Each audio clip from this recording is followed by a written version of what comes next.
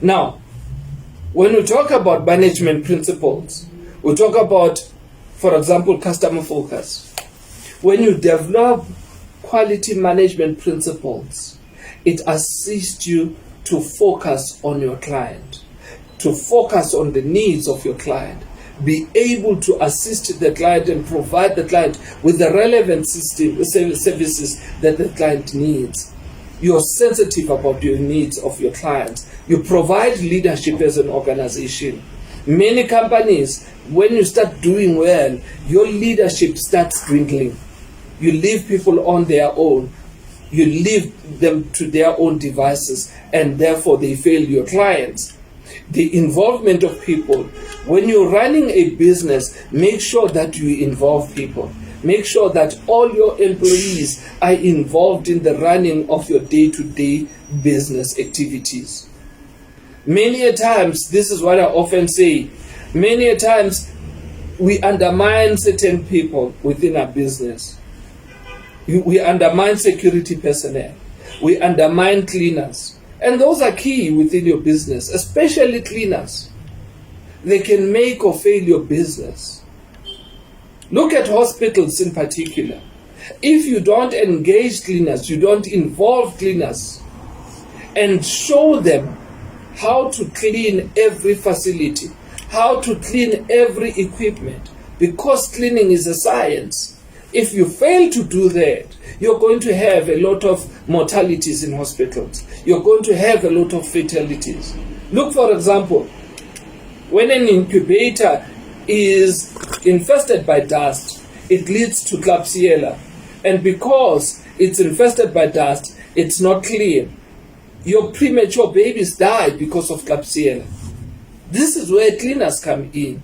And if you involve them, they will run your business to success. Then you've got your process approach, systems approach. Do you have defined processes? Are your processes interrelated? Are they talking to one another? Do you have fully defined systems? Or are you working in silos? And because you're working in silos, it's not easy to get to the end, purely because when you ask this one, he will tell you or she will tell you, I don't know, ask that particular one.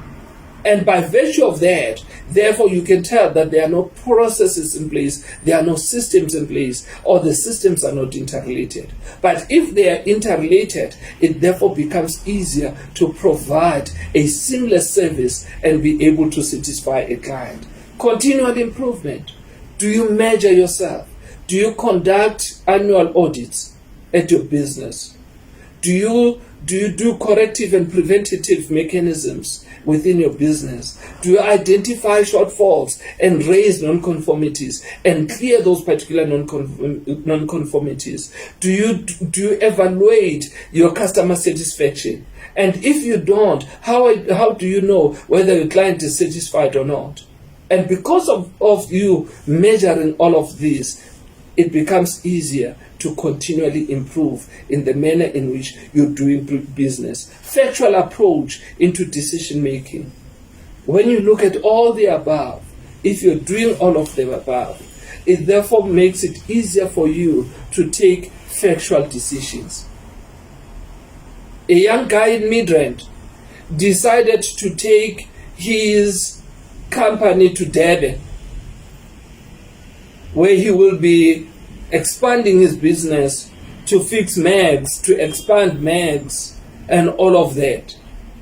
When he got to Durban, he realized that business was not as it was, because he perceived it to be the hub of people who are interested in beautiful mags and so forth, not realizing that by virtue of him going to Durban, he is going to compete with people who have been there for years. And those people are sure-footed in their area. They have established their own base. And because they've established their own base, people know about them. People are supporting them on daily basis. Now you're new, you're coming up with a good project, yet you're competing with people who are already there. You did not consider the facts when you were going there. Now, when you've got all of those put together, it becomes easier for you to know when to expand and not to expand your business. That's about factual approach. Supplier relationship. Do you have any relationship with suppliers?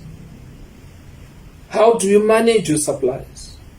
When you are in the building space, you're building houses, you know one of the critical things that delays project is the supplying of raw material. When you buy raw material from the hardware, it generally takes you about 2 days before they can deliver. And that delays your processes. That delays the whole project. Planning for success. You need to always ensure that your client is satisfied.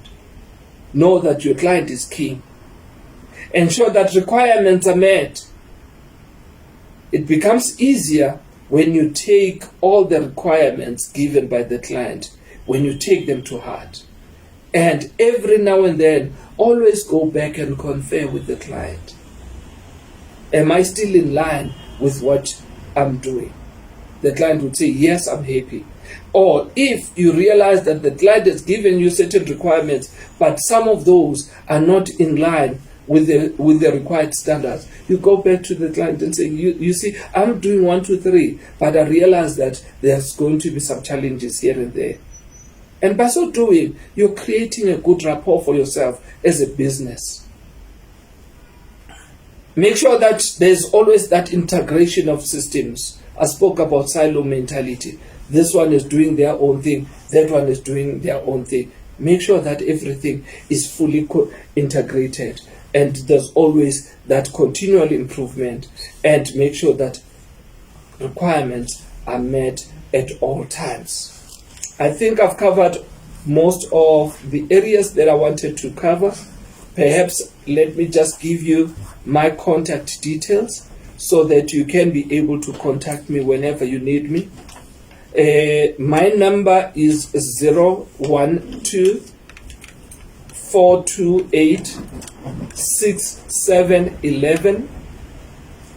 012-428-6711. And my cell number is 072-267-7955. 072-267-7955. And my email address is Dumisani, as in DUMISANI .Mngadi, as in MNGADI @sabs.co.za. Dumisani.Mngadi @sabs.co.za. Thank you very much. Thank you, Mr. Mngadi, for a valuable information. Hopefully our SMEs, co-operatives and the suppliers as a whole, they've benefited from this information. There's a saying that goes like, knowledge is power. And there's also another one in the Bible that says, my people are dying because of the knowledge. So thank you so much, Mr. Mngadi. Much appreciated. Thank you.